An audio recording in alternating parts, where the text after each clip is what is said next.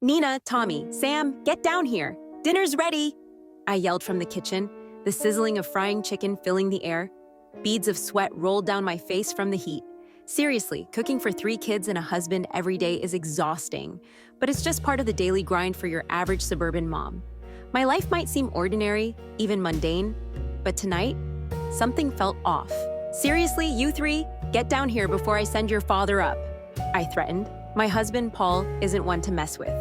He's a disciplinarian, the kind of dad who doesn't hesitate to lay down the law. Using his name usually works to get the kids moving. Finally, I heard the familiar sound of footsteps thudding down the stairs, followed by the chaotic chatter of my kids. The plates were already set out on the counter: crispy fried chicken, mashed potatoes, and green beans. I breathed a sigh of relief as each one grabbed their plate and sat down at the dining table. Paul usually eats later, so I wrapped his plate in foil and started tidying up the kitchen. "What were you all doing upstairs?" I asked, trying to make conversation as I wiped down the counters. "We were playing with the Ouija board, Mom. Tommy brought it over from his friend's place," Nina said, giggling. I froze for a second, the dish rag in my hand suddenly feeling like dead weight. "Ouija board? Seriously?" I asked, not entirely familiar with the latest trends, but knowing enough to feel uneasy. "It's supposed to summon ghosts or something? We were just messing around," Tommy added, taking a big bite of his chicken. "Well, you need to stop messing with that stuff. Ghosts? Spirits? You don't know what you're inviting into this house," I scolded them, trying to shake off the unease creeping up my spine. I thought of Aunt Karen, who'd always been a bit too superstitious for my taste. She once claimed someone cursed her by leaving a strange doll on her doorstep, and 3 days later, she lost her job. But even if I didn't buy into those stories, I didn't like the idea of my kids dabbling in the unknown. "We won't do it again, Mom," Nina promised, ever the responsible one. The other 2 just smirked and continued eating, oblivious to the chill settling in the room.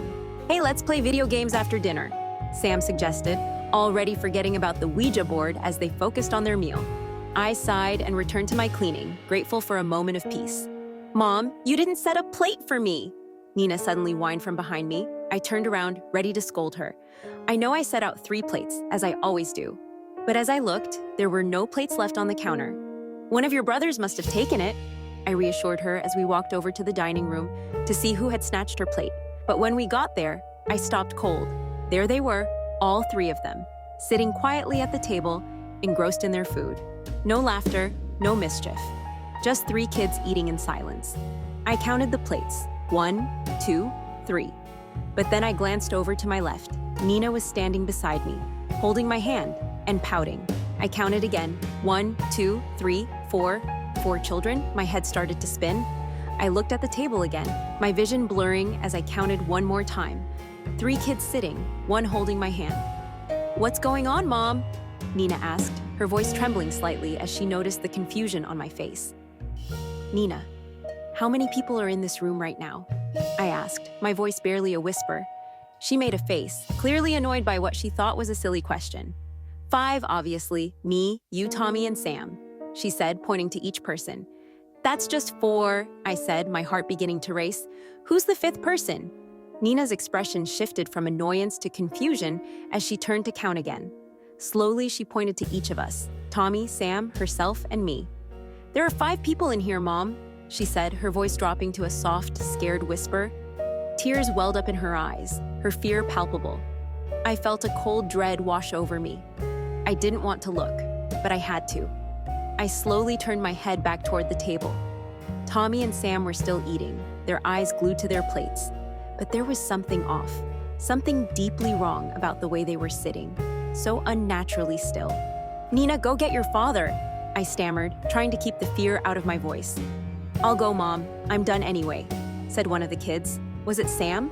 Before I could stop him, he bolted up the stairs. I counted again. 1, 2, 3. 3 at the table, but there were supposed to be 4. I bolted up the stairs, my heart pounding in my chest. I burst into Paul's study, relief flooding through me as I saw him sitting at his desk, his back turned to me. I hurried over, ready to tell him what had just happened. But as I reached out to touch his shoulder, he slowly swiveled around in his chair. The scream died in my throat as I took in the sight before me. His eyes, oh God, his eyes were gone. Nothing but empty, bloody sockets staring back at me. His right arm hung loosely, as if it had been ripped from his body and hastily reattached. His mouth was frozen in a silent scream, his face twisted in terror. I stumbled back, my hands shaking uncontrollably as I turned to leave the room. But as I did, something warm and wet touched my fingertips. I looked down to see a trail of blood leading from the study door to the closet. Dread filled my heart as I slowly opened the door, my stomach churning at what I might find.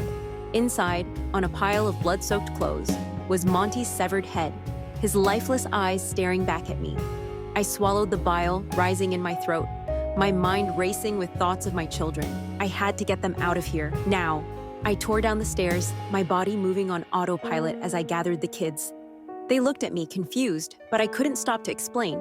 "We need to leave, now," I cried, my voice cracking with desperation. "But Mom, Nina's in the bathroom," Tommy said, his voice filled with concern. A cold wave of terror washed over me. If Nina was in the bathroom, who was standing right beside me? I ran to the bathroom, my breath catching in my throat as I saw blood seeping from under the door. I tried to open it, but it was locked. Pounding on the door, I called out her name, praying she was still alive. When there was no answer, I knew it was too late.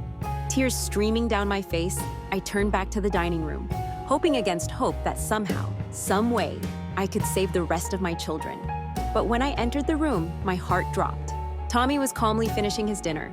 Across from him, a figure was cleaning a bloody sickle with a napkin, a sinister smile playing on its lips.